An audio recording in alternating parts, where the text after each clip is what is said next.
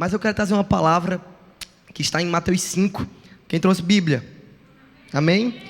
E nessa noite eu vim falar para vocês do reino de Deus. O lugar onde você ama, dando a outra face. Onde é dando que se recebe. Onde você adultera só em olhar. E é salvo apenas em confessar Jesus Cristo como seu Senhor e Salvador.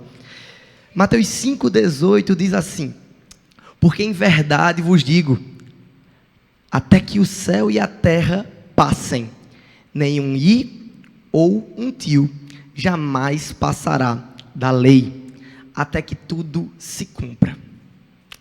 Nós vamos fazer hoje uma mensagem expositiva em Mateus 5, e eu quero destrinchar com vocês cada tópico ensinado pelo nosso Senhor Jesus. Como todos nós sabemos, a Bíblia é o nosso manual de regra, é o nosso manual de fé, e se todo produto que nós compramos, existe um manual que deve ser seguido.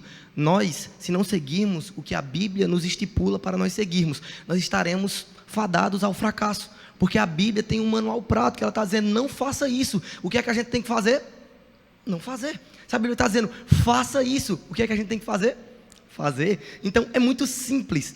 A Bíblia diz que quem obedece os mandamentos é considerado justo. Então, nós que estamos em Cristo, debaixo da nova graça, debaixo da graça do Senhor do Novo Testamento, nós precisamos seguir esses atributos. E uma coisa muito interessante é que existe hoje uma gama de teólogos que tem uma visão um pouco pervertida, que afirmam de que a graça ela é liberal, de que a graça é mais fácil do que a lei, ou que nós devemos apenas agora receber o que nós recebemos de Cristo, porque Ele nos deu a vida nova, mas nós não precisamos mais de santidade, nós não precisamos mais de arrependimento, nós não precisamos mais de transformação de vida. E sabe, se você tirar o arrependimento do Evangelho, o Evangelho não é mais nada. Se nós tirarmos o poder de transformação que a Bíblia tem, sabe por quê? Porque se você for num presídio e você deixar lá um livro de Machado de Assis, pode sair um poeta dentro de um ano, pode sair uma pessoa que vai estar sendo romantizada pelos seus contos. Se você deixar Dom Quixote, vai sair uma pessoa com um pouco de conhecimento histórico. Mas se você deixar uma Bíblia num presídio, vai sair vários pastores, vai sair várias pessoas com um coração transformado, porque a Bíblia é a palavra de Deus e onde ela chega, transforma. Então nós como cristãos estamos plantados na sociedade com um objetivo. E quando nós entendemos esse objetivo, nós podemos ser úteis para o reino de Deus. E não queira ser inútil. Porque inútil é você estar plantado no lugar onde Deus te colocou e você não fazer nada. E sabe, uma vez um professor estava falando na sala de aula, eu entendo a minha missão aqui. A minha missão é colocar o marxismo na cabeça de todos vocês. E eu disse, mas rapaz, esse professor tem um senso de missão muito mais do que alguns pastores. A missão de doutrinar os nossos filhos, de doutrinar as crianças na faculdade. Hoje a taxa é altíssima de jovens da minha idade que entram na faculdade e saem ateus. O que uma vida inteira os pais ensinando e regando, em poucas semanas seus filhos estão totalmente rebeldes e contrários ao que a Bíblia ensina. E se nós como igreja do Senhor não nos posicionarmos de dizer assim, existe um lugar que nós precisamos estar e nós precisamos ser relevantes para essa sociedade, a sociedade vai passar de nós e nós vamos ficar para trás. Então sabe, se você é médico, se você é professor, se você é doutor, se você é mecânico, se você trabalha em qualquer lugar, você tem que entender que onde você está é o lugar de você ser Jesus para as pessoas. E tem gente que tem muita dificuldade, principalmente os jovens, quando eles estão nessa fase de ensino médio, primeiro, segundo e terceiro, para entrar na faculdade. O maior dilema é a pressão dos pais, a pressão dos amigos, a pressão da escola para saber o que é que a pessoa vai ser para o resto da vida. Então a taxa é altíssima também de pessoas que começam a fazer uma faculdade e trancam, ou não terminam, porque elas estão fazendo direito, quando estão no 7º período elas descobrem, eu quero fazer veterinária, bem pertinho do outro, né? Por quê? Porque elas não entenderam o senso de propósito. E sabe, não é necessariamente você estar aqui pegando um microfone, porque tem muitos de vocês que nunca vão nem subir num altar. Tem essa sensação, esse frio na barriga de subir aqui. Mas muitos de vocês vão chegar em lugares que eu nunca chegarei. Vocês são muito mais relevantes onde vocês estão plantados hoje do que onde vocês acham que pode ser. Não, entendam isso. E Certa vez eu estava conversando com um amigo de jornada e ele chegou para mim e disse assim: Isaac, você já olhou a sua vida com os óculos de Cristo? E eu fiquei me perguntando, eu não tenho problema de visão. Toda vez que eu vou fazer aquele exame de vista, eu acerto as letras tudinho. Então eu não vou botar óculos. Por que tu quer que eu bote óculos? Ele disse: não, menino, não é isso que eu estou falando, não. Eu disse: tu está falando de quê, homem? Ele disse: eu estou falando que a partir do momento que nós somos salvos e transformados, novas criaturas em Cristo, nós, além de sermos revestidos de poder, além de termos a capacidade de entrar no céu, além de termos uma vida nova e do nosso nome está escrito no livro da vida, é nos dado um óculos. E eu digo: pronto, agora foi essa heresia aí, tu tá longo, tá bem pertinho de ficar herege. Ele disse: não, calma, deixa eu explicar. E ele me explicou, ele disse: quando nós aceitamos Jesus, nós colocamos um óculos e que a nossa visão agora está acoplada à visão de Cristo. Então, se eu estou num lugar, quando eu olho os atributos de Deus, eu olho o que eu posso fazer, eu olho como eu posso ser diferente, eu olho como eu posso ser relevante, e sabe, coloque esse óculos de Cristo onde você está. Coloque esse olho de Cristo para você entender que se você é um empresário, você tem um poder de influência sobre várias pessoas que você às vezes nem imagina. Esse negócio de influência é muito perigoso. Desde pequeno eu fui muito ensinado sobre isso, porque eu sou filho de pastor, e eu, quando eu era mais novo, eu que comandava as bagunças da igreja. Quando acabava o culto pega-pega, eu era o responsável. O menino já ficava assim: Isaac, vai ser o que hoje? Eu digo: não, hoje pega-pega não, vamos brincar de esconde-esconde. Então eu era o líder. E meu pai, ele veio me ensinando: Isaac, perceba hoje, não brinque não, para tu ver se os meninos vão brincar. Ninguém brincava, por quê? Porque a minha influência sobre aqueles meninos daquela época era essa. Hoje eu entendo que se eu estou aqui pregando a palavra, como um jovem de 19 anos, que eu estou buscando permanecer no caminho do Senhor, eu entendo a minha relevância para certas pessoas. Sabe por quê? Eu não gosto de citar nomes, mas seu filho, se ele não ter referência em jovens e pessoas de Deus, ele vai ter a referência em Anitta e Felipe Neto.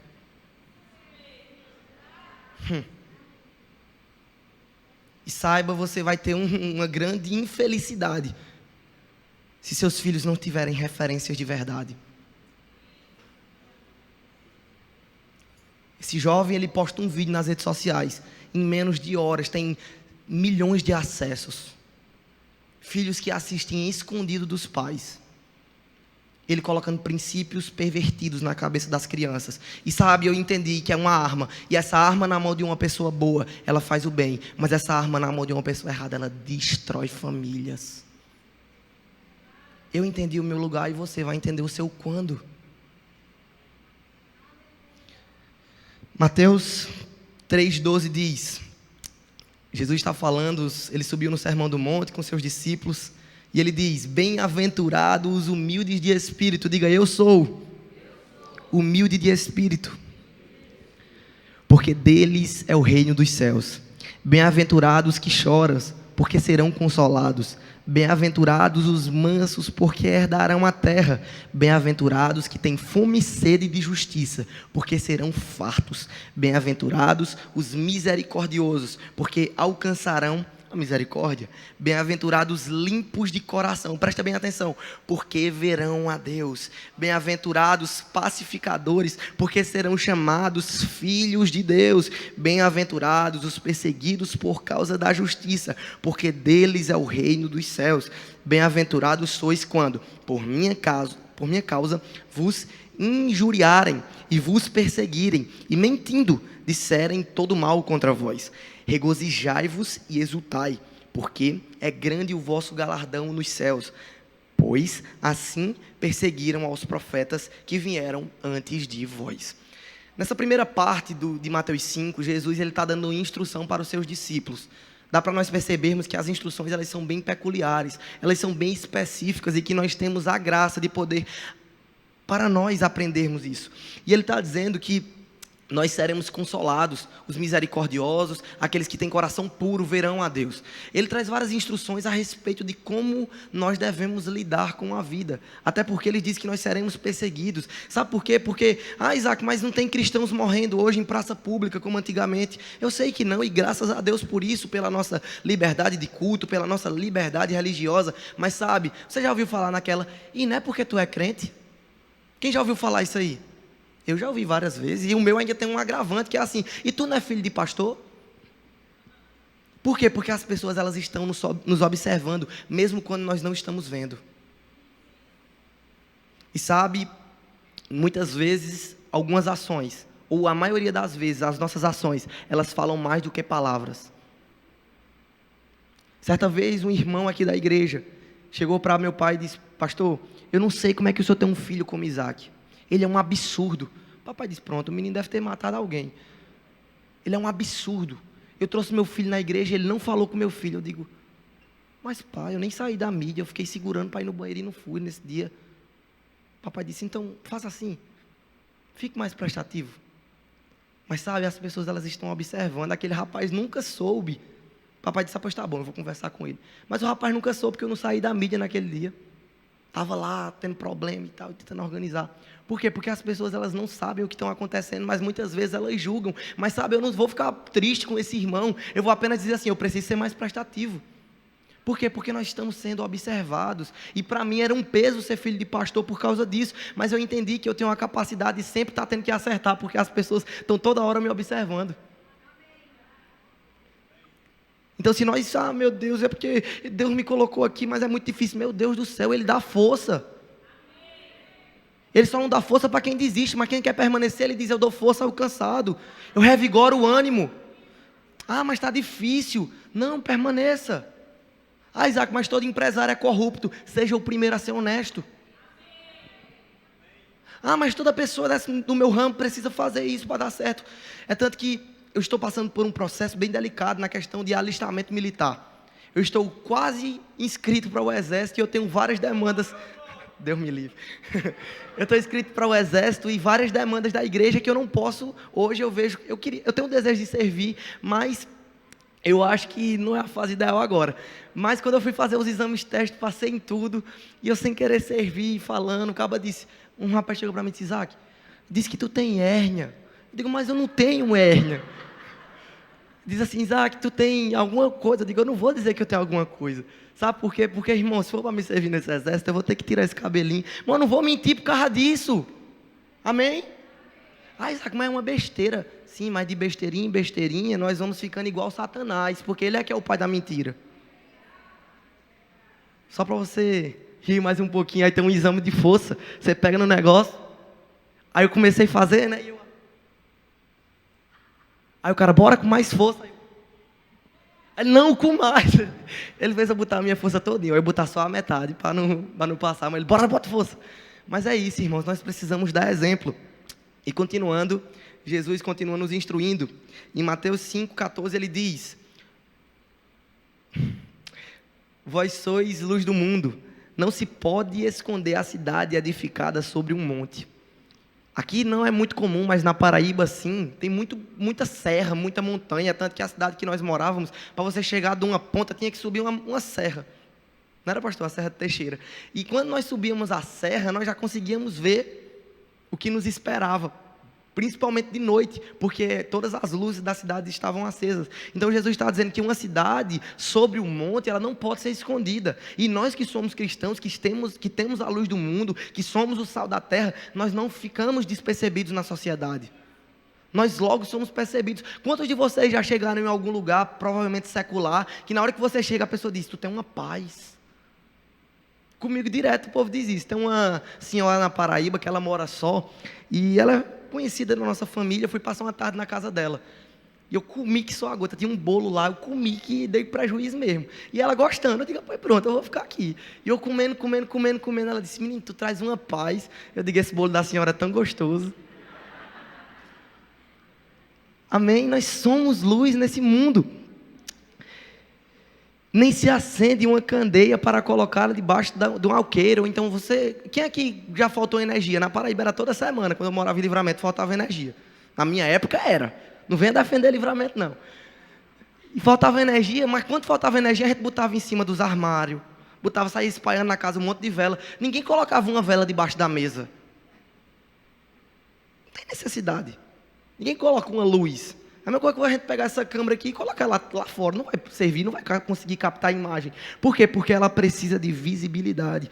Então, mas nem um velador se alumia a todos os que encontram na casa. Então, o iluminador serve para clarear a casa. Assim também a vossa luz, diga a minha luz, diante dos homens, para que vejam as boas obras e glorifiquem ao vosso Pai que está nos céus. Meu Deus, meu tempo está correndo.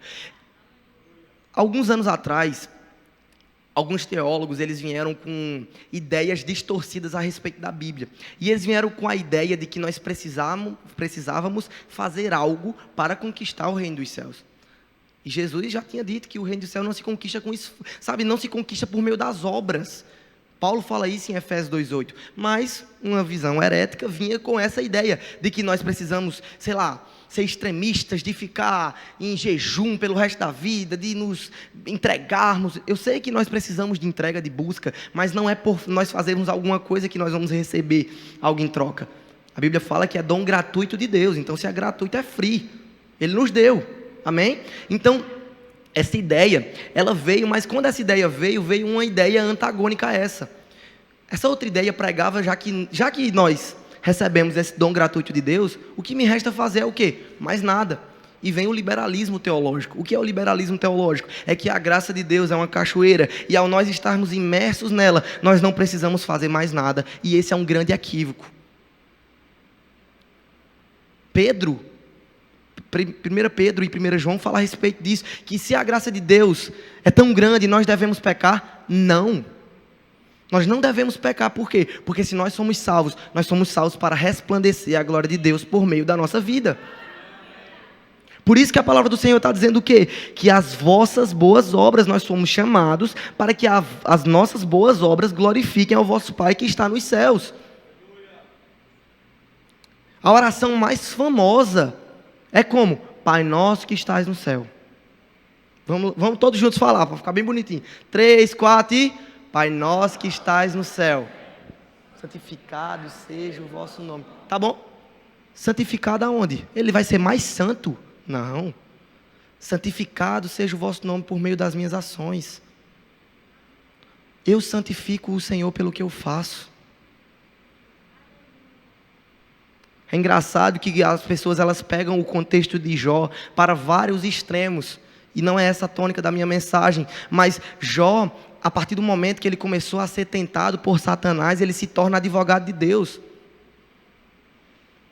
Nós somos advogados de Deus onde nós estamos. Deus não precisa de advogados, mas as pessoas estão observando. Amém? E continuando em Mateus 5:21 diz o seguinte: ouvistes o que foi dito aos antigos, não matarás. Algumas versões dizem, não assassinarás. Quem matar estará sujeito a julgamento. Eu, porém, vos digo, que todo aquele que sem motivo se irá contra seu irmão, estará sujeito a julgamento. E quem proferir um insulto a seu irmão, estará sujeito a julgamento do tribunal. E quem lhe chamar de tolo, estará sujeito ao inferno de fogo. Vamos lá. Já aconteceu algum mal entendido com você, que você não fez nada? Direto acontece comigo, porque lá em casa é 3. Às vezes soma alguma coisa da geladeira, que manhã disse, não é para comer, mas eu não vi. E eu não comi. Mas manhã disse, foi bem Isaac que comeu. Eu digo, não foi não, mãe, eu não comi não. Eu digo, após olho nas câmeras para ver se foi eu. Não foi eu. Quando não é eu fico com uma convicção de eu não comi. Quem já passou por isso? Quando você paga um boleto, alguém paga o meu boleto, eu já paguei. Meu boleto, eu digo, rapaz, o banco tem que validar para mandar para você o dinheiro. Tenha calma. Eu já paguei. Por quê? Porque nós estamos com a razão. Então a Bíblia está dizendo que se nós estamos com a razão, nós temos o nosso direito. E se alguém está nos acusando, nós temos o nosso direito garantido. E sabe, existe uma coisa que eu vim até ouvindo com o pastor Josnaldo quando nós viajamos para a Imperatriz. Existem 2 tipos de ira na Bíblia. Existe a ira santa e existe a ira carnal. Amém? Já ouviu falar nisso aí? Vai ouvir hoje. A ira santa é aquela ira que o Senhor colocou no nosso coração. Sabe, a ira santa é nós vermos a situação do nosso país e nós nos indignarmos. É nós mesmos na situação de alguns pastores que não têm um comportamento alinhado e que mais pervertem as pessoas do que alinham, e nós ficamos indignados, como é que um pastor faz um negócio desse? Ou então nós chegarmos numa situação de um hospital público que nós pagamos impostos, nós temos os nossos direitos garantidos pela Constituição, e nós chegarmos lá e o hospital não nos dá o nosso direito. Nós podemos nos irar. É uma ira santa, nós nos indignarmos por causas legítimas, nós ficarmos contrário a uma situação que não nos beneficia, mas se nós estivermos respaldados pela lei. Mas existe a ira carnal. A ira carnal é quando nós estamos sendo movidos pelos nossos sentimentos, é quando nós estamos sendo movidos pelos nossos direitos. E sabe, existe um termo que é você legislar em causa própria. É você querer se beneficiar, o que acontece muitas vezes com os políticos, eles fazem leis que beneficiam eles mesmos. Aumentar salário, diminuir a aposentadoria, melhorar auxílio não sei quem, mandar não sei quem.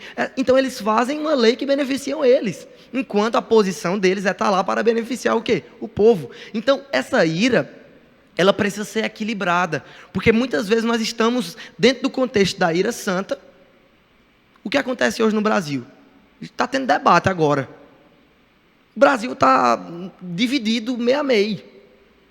Tomara que seja mais um pouquinho do lado de lá, mas não está meio a meio. E essa divisão, ela tem dividido famílias. Essa divisão, ela tem feito com que as pessoas elas se dividam também. E sabe, é muito normal pessoas estarem com essa ira santa por causa do que tem acontecido, mas elas começam a ir para a ira carnal. Elas misturam e acabam perdendo o controle. Então, o que é que nós devemos fazer? Nós devemos ter equilíbrio. Nós cristãos devemos ser conhecidos como aqueles que andam pelo fruto do Espírito. Nós devemos ser conhecidos como aqueles que amam ao Senhor.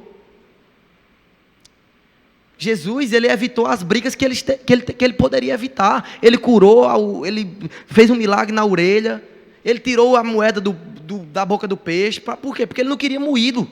Ele podia muito bem, morra agora, o poder de Jesus. Mas ele não fez, por quê? Porque ele entendia a missão dele. Mesmo ele tendo todo o poder, sabe, a Bíblia diz que ele tinha legiões de anjos. Você não tem noção de quanto poder Jesus tinha na sua boca. Mas enquanto ele tinha esse poder, ele decidiu permanecer equilibrado. Estava o barco lá, coisa acontecendo, tudo, não sei o que, Jesus dormindo. Ele esperou, porque ele entendia que ali tinha uma lição para os seus discípulos e para todo mundo, que seria narrada e que hoje à noite eu estaria falando: você que está cansado, você que está triste, Jesus está dentro do seu barco. Amém? Então a situação muitas vezes: Isaac, mas você não sabe da minha vida. Eu não sei, de fato. Mas existe um manual que se nós seguirmos, vai dar certo. Sabe, eu não sei cozinhar muito, eu sei fazer ovo e mais umas 3 coisas aí bacaninhas. O resto eu já não invento não. Mas tem coisas que são receita. O melhor chefe do mundo, ele vai seguir a receita e vai dar certo. Por quê? Porque a receita é um manual que está funcionando. Está dizendo assim: se você quer um bolo de cenoura, coloque 2 cenouras, trigo, açúcar e as coisas mais aí. Por quê? Porque se você seguir essa fórmula, vai dar certo. E nós muitas vezes estamos quebrando a cabeça porque nós não queremos seguir a fórmula bíblica. Vamos continuar. Agora vamos para... continuando sobre a ira. Só para me trazer um texto base, em Efésios 4, 26 fala o seguinte: irai-vos e não pequeis. Está certo que não é pecado se irar? Mas você tem que estar com a ira santa. Não se põe o sol sobre a vossa ira, nem deis lugar ao diabo. Por quê? Porque o nosso coração se torna um território favorável para o diabo fazer o que ele quiser, se nós darmos lugar à ira, à discórdia, à contenda. Sabe, tem vários lares que são destruídos apenas por briga. Meu avô, ele tem 95 anos e é um velho muito enxuto. Ele já passou por... Ele disse: eu estou com abuso de hospital, porque eu estou tendo que vir aqui direto. Ele chegou para o médico e disse assim: me tire daqui sem dizer para os meus filhos. Então, ele tem muita maturidade e ele chegou para mim e eu disse: vô, qual é o segredo para o senhor ter mais de 70 anos de casado? Ele disse: meu filho, eu sempre dormi com sua avó, ela mesmo com raiva de mim. Aí eu fui perguntar à voinha, eu digo: Voinha, a senhora ficava com raiva de vovô. Ela disse, tu não sabe o que teu avô fazia comigo. E meus tios confirmaram que ele realmente era uma peça rara. Então, esse é o segredo, é nós tentarmos apaziguar as coisas. É nós tentarmos resolver. Não tem aquele ditado, quando um não quer, acabou-se. Acabou-se. Abra mão do que você quer às vezes para evitar uma briga, evitar uma discussão, evitar um moído. Amém? Agora vamos para Mateus 5:27, que diz a respeito do adultério. Ouvistes o que foi dito, não adulterarás. Agora o negócio fica... Eu vos digo, qualquer que olhar para uma mulher com intenção impura no coração, já adulterou com ela. No Antigo Testamento, você só adulterava quando você adulterava. Você só matava quando você ia lá e matou. Só que hoje, no Novo Testamento, o que é medido não é o ato que eu faço, mas é a intenção que eu tenho no meu coração antes mesmo de cometer esse ato. Então, para os bonitões que dizem que a graça é mais fácil do que a lei, toma essa. O coração desalinhado já é o suficiente para você estar distante de Deus. E sabe, esse contexto ele é utilizado para o contexto sexual, para o contexto de família, para o contexto de matrimônio, mas nós podemos trazer esse contexto para várias coisas, e Jesus nos dá essa liberdade de nós aplicarmos para a nossa vida. E sabe, o nosso coração muitas vezes está com intenções totalmente erradas, totalmente distantes do que Deus tem para nós. Às vezes as nossas decisões, se você fizer uma somatória, ela só faz te beneficiar enquanto os outros estão todos sendo prejudicados.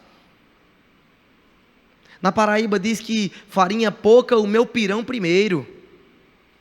Mas a farinha pouca, vamos dividir o pirão.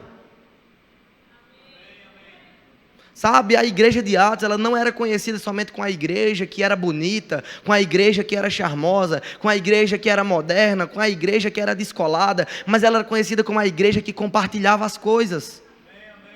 E sabe, esse senso ele precisa estar mais comum na nossa igreja, de que se um irmão está passando necessidade, ele não vai passar essa necessidade só. E sabe, é tão bom quando nós dividimos o fardo com alguém. O fardo do pecado foi dividido com Jesus. O fardo da culpa também. O fardo da morte também. E por que nós, com os problemas banais da vida, não estamos dividindo o fardo com as pessoas que estão próximas de nós? Generosidade não é apenas você dar 10% para Deus, também é. Mas é você dar para quem precisa, é dar para quem está próximo de você. Sabe, tem pessoas, eu acredito que não tem ninguém aqui com isso, mas que familiares passam necessidade, enquanto pessoas da mesma família não cooperam, não ajudam. Irmãos, a gente precisa ter o coração mais aberto para isso. Nosso coração às vezes está muito entristecido porque o dinheiro tomou tudo que nós tínhamos de senso. Eu gosto de uma frase que diz que as pessoas matam e morrem por dinheiro, e muitas vezes nós olhamos para essa frase e dizemos assim, eu estou muito longe disso, mas as nossas ações estão totalmente alinhadas com esse contexto. O dinheiro tem nos movido às vezes. Eu sei que tem coisas que você não faz, ou você pondera, mas tem coisas que nós precisamos abrir mão um pouco do dinheiro, porque é mais importante a paz. Se custa a tua paz, é caro demais. Acabou. Eu prefiro ficar em paz, sabe? Do que ter briga, confusão, contenda. No que tiver no seu alcance, faça. Amém? E ele continua, eu porém vos digo, qualquer um que olhar para uma mulher com intenção impura no coração, diga no coração, já adulterou com ela. Esse trecho é muito engraçado, porque uma vez um rapaz chegou para mim no Instagram e disse, Isaac, Deus é a favor da mutilação? Aí eu disse, não. Ele disse, pois, aí me mostrou esse texto. Eu digo, vamos com calma, né? Vamos com calma.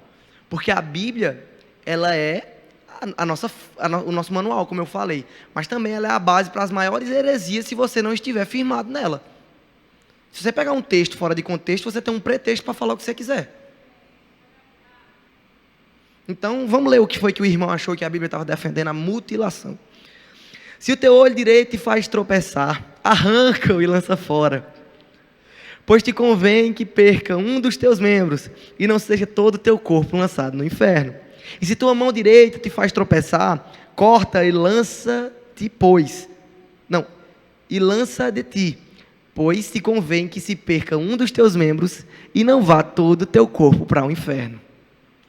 A Bíblia está falando de você arrancar o seu membro? Sim ou não? Não. A Bíblia está dizendo o seguinte: se é o teu grupinho de amigos que faz você perder a sua santidade, corta. A Bíblia está dizendo que se é o teu namorado que fica te botando coisa na cabeça, que está fazendo você perder a sua santidade, corta. Se é o TikTok, corta. Se é o Instagram, corta. Se é o YouTube, corta. Se é o celular, quebra.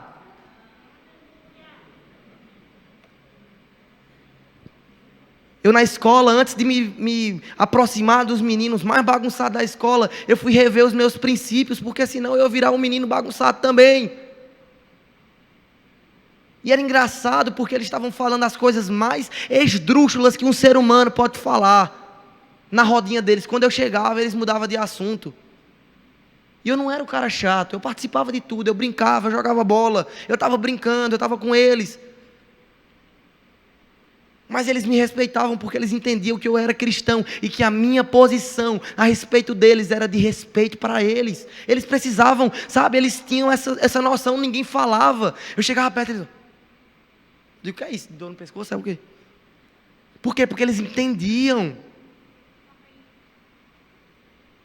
Mas sabe, se eu não tivesse imposto, se eu não tivesse falado, ó, isso aí, pelo amor de Deus, para de falar umas besteiras dessa.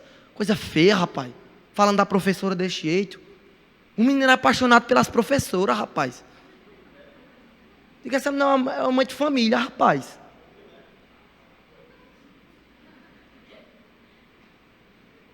Então nós precisamos entender que nós precisamos ser relevantes.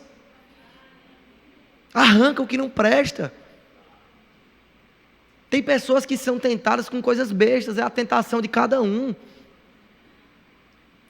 Sabe, é engraçado que toda vez que eu faço jejum, na semana tem churrasco, tem pizza, tem rodízio, tem festa de aniversário de mamãe, tem festa da outra vez que eu fiz era o de Jonatas. Por quê? Porque é a tentação, meu amigo. Glória não. É engraçado, teve uma vez que teve 3 churrascos numa semana, e eu vou fazer 20 anos e eu nunca participei numa semana que teve 3 churrascos, a não ser essa que eu fiz jejum.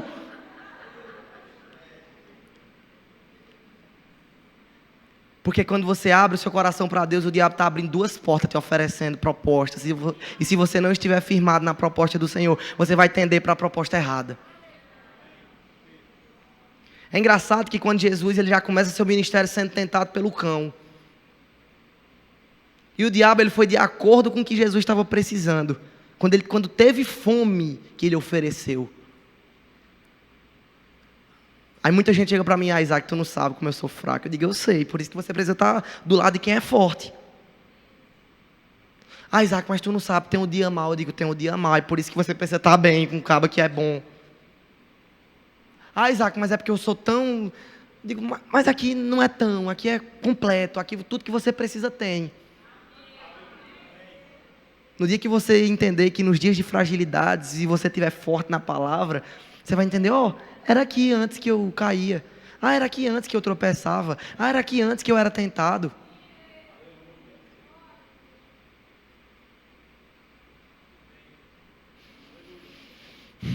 E para nós continuarmos, vamos para um dos textos mais conhecidos da Bíblia. Mateus 5:38.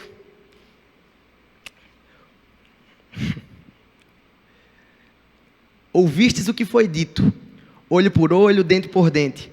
Eu, porém, vos digo: não resistais ao perverso, mas a qualquer um que te ferir a face direita, volta também a outra. E ao que quer demandar contigo e tirar-te a túnica, deixa-lhe também a capa. Se alguém te obrigar a andar 1 milha, vai com ele 2. E se alguém te pedir e alguém que te pede e não volte as contas ao que deseja que lhe emprestes. Meu amigo, se a Bíblia está dizendo que se alguém bate de um lado, dá uma tapa, você dá outra cara.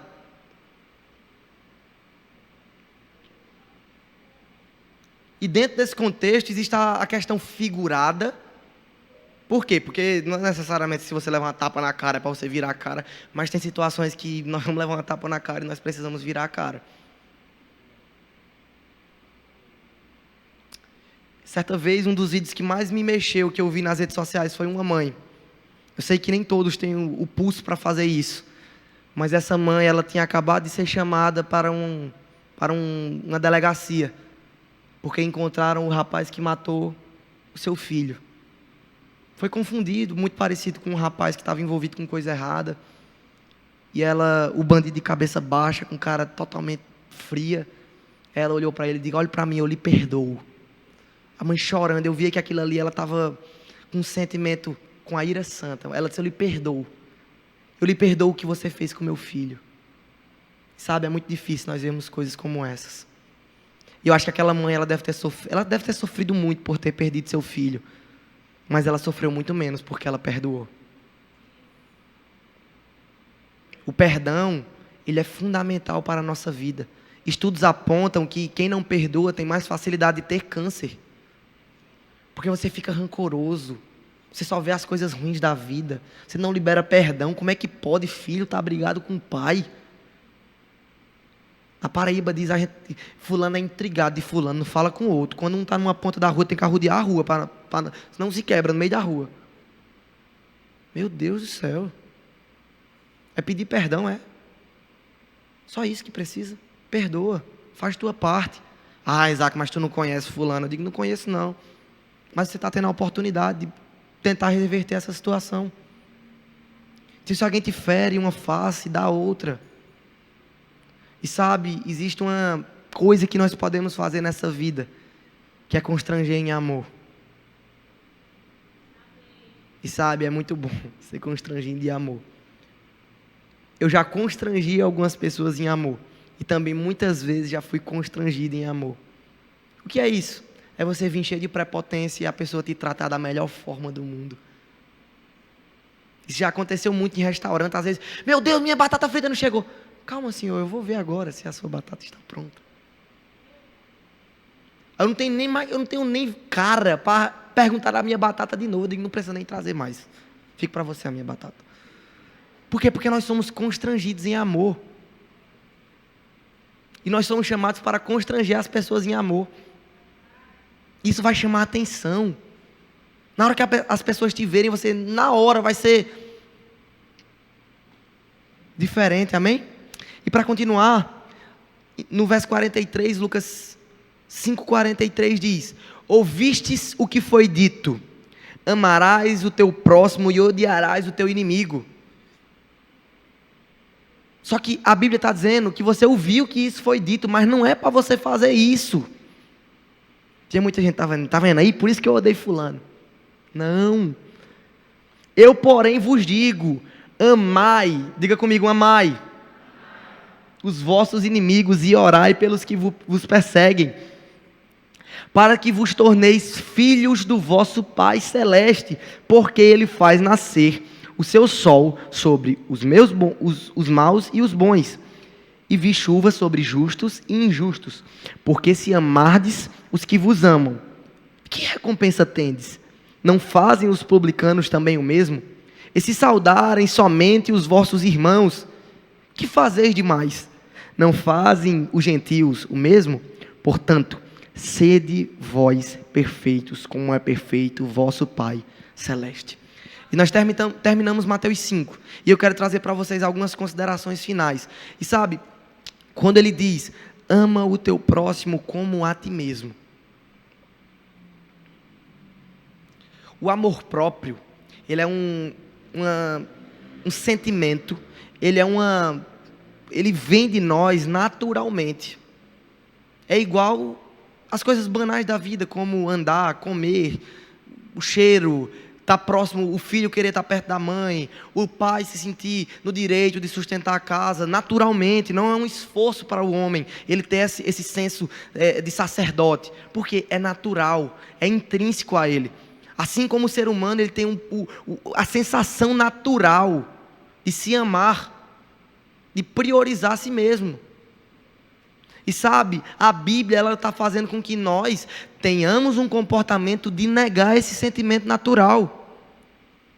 Ela está dizendo assim, se você tem esse senso de amar a si mesmo, você agora é desafiado a amar o seu próximo como a você mesmo. Ah, Isaac, mas eu já falo com meus amigos. Mas a Bíblia está dizendo que o que é que demais é você falar com quem você gosta. Foi igual nos jovens, a gente se reuniu, eu pedi para um ficar perto do outro, só ficou os grupinhos. Eu digo, eu não quero grupinho, eu quero que fulano que você nunca viu. Vai ficar perto de uma pessoa que você nunca conversou. O que é demais você ficar perto das pessoas que você já conhece? O que é demais você ajudar aquelas pessoas que já te ajudam? Agora o desafio é você amar aquela pessoa que muitas vezes você não tem muita afinidade. É você querer cuidar de uma pessoa porque ela está precisando. E não porque você espera algo em troca. Porque sabe, se Deus fosse esperar algo de nós para nos salvar, Ele estaria até agora esperando. Ia falar igual o Matuto, arruma uma cama para se deitar, um tamborete para se sentar. Porque nós não conseguimos pagar. E se nós somos pagos, recebemos essa quitação, a dívida que existia contra nós, ela foi cancelada quando Jesus morreu e ressuscitou naquela cruz. O que Ele espera de nós é que nós pratiquemos essas boas obras. Isso não é um mérito, meu Deus, eu sigo a Bíblia. Parabéns por fazer a sua obrigação. Parabéns, você está obedecendo. A Bíblia diz que aquele que ama, obedece. Existem 3 tópicos finais que eu quero pontuar antes de terminar a minha mensagem, que nós podemos aprender com esse texto de Mateus 5. Os princípios do céu são contrários ao estilo de vida esperado pelo mundo. Então, enquanto o mundo diz assim, trabalha, bota na poupança, tem muito dinheiro, fica rico, Jesus está dizendo assim, não ame a riqueza. Não confie em tudo que você tem, bens materiais que são corruptíveis e que a traça e a ferrugem corrói. Enquanto o mundo diz assim, principalmente para os meninos da minha idade, ser homem é ficar com várias mulheres. Eu digo, ser homem é permanecer com a mesma desde o dia que se casou até o dia que morrer. Enquanto o mundo diz assim, vida boa é você fazer o que você quiser. Eu digo, vida boa é eu estar ajoelhado aos pés de Cristo e querer fazer tudo o que Ele quiser. Então essa ótica, esse óculos, esse entendimento de nós fazermos exatamente o que a Bíblia espera de nós, é o estilo de vida contrário. É a proposta absurda do Evangelho, que é você fazer o que você não quer, para agradar a Deus, porque a gente está fazendo o que Ele quer. Então o primeiro tópico é esse, é que os princípios do reino, que estão associados à nossa vida, eles são contrários ao que o mundo espera de nós. O segundo tópico é que o que Deus espera de nós é a entrega total. Se eu te oferecer essa água, que eu até me esqueci, estava tão empolgado. E se quem trouxe a água para mim foi quem? Foi a senhora? A irmã Xixica. Amo a senhora, irmã Xixica. Se a irmã Xixica tivesse cochichado no meu ouvido na hora que me desse essa água, Isaac, essa água tem esgoto, eu não ia beber. Por quê? Porque tem esgoto. Eu digo, irmão Xixica, a senhora me deu água com esgoto. Não, Isaac, tem só 1% de esgoto. Eu digo, sai fora, não vou beber não. Por quê? Porque nós queremos uma água totalmente pura. Nós queremos fazer investimentos que sejam com 100% de rentabilidade, de segurança. Nós queremos entrar em negócio que tenha garantido, nós queremos seguro. Aí quando nós vamos nos relacionar com Deus, Deus, eu vou dar aqui um pouquinho do meu tempo de domingo, que eu tenho que ir mesmo para a igreja. Ah, Deus, eu vou dar aqui um pouquinho da minha busca. Ah, Deus, eu vou dar se sobrar tempo eu faço. Pelo amor de Deus, mude isso agora. Se Deus está falando com você, mude agora. Deus espera tudo de você e de mim. Ele não aceita parcialidade. Se você chegar para sua esposa e vou dizer assim, ó, eu sou 98% sua, Ela vai dizer, e os dois? A de quem? Mãe ia dizer desse jeito se pai não levasse uma chinelada. Quem é esses dois? Por quê? Porque precisa ser 100% integral, totalmente. A Bíblia diz, usa a expressão que valida isso que eu estou falando, de todo o coração. De todo o entendimento e com todas as suas forças. Então, se não for totalmente, não vale, esquece. Ou você se entrega totalmente para Deus, ou a sua vida com Deus ela vai ser uma mentira.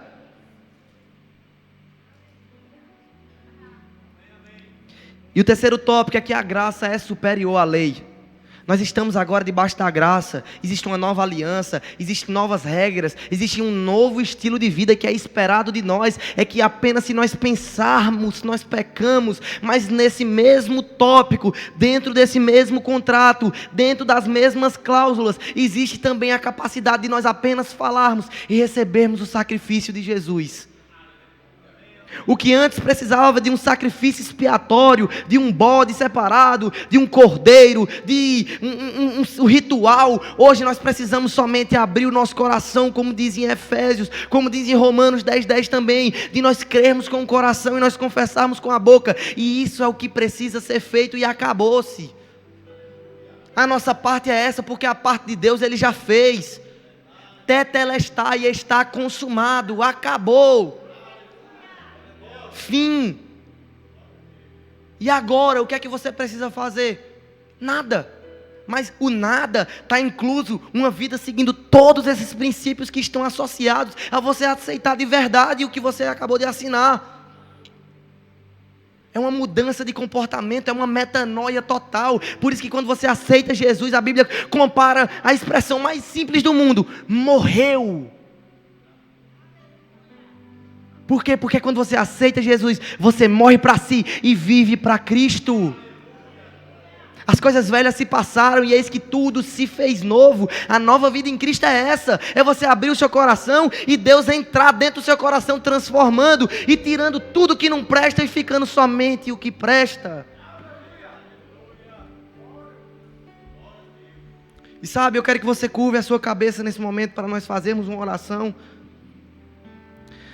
Oh Pai, eu te entrego o coração de cada pessoa que está aqui nessa noite e o meu coração, Pai. Eu te peço, Pai, transforma quem eu sou por dentro.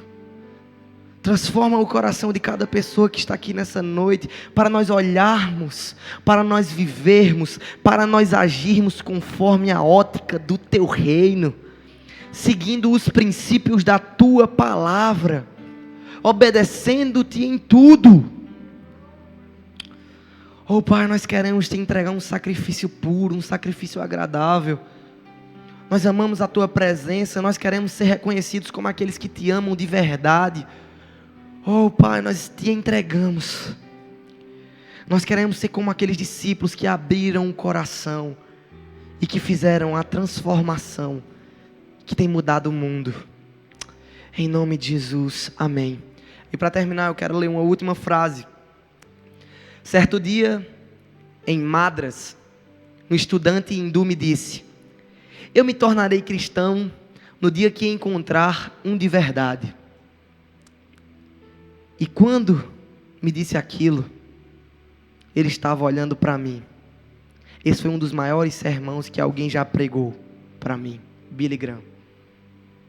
E sabe, o maior sermão que as pessoas e que Deus espera de nós é nós sermos cristãos de verdade. Nós seremos conhecidos pelas boas obras.